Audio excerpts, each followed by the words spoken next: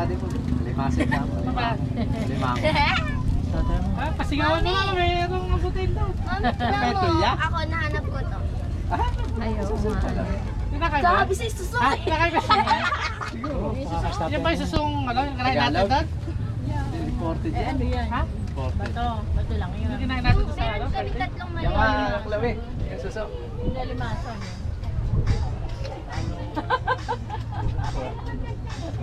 Isang Tagalog ba tatang re? Malit lang yung alimasan. Yan.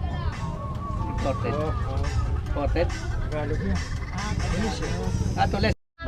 Ako nakakita niyan. Patingin ko nga. Uy! Natin yung alimasa. Yung alimasa, go.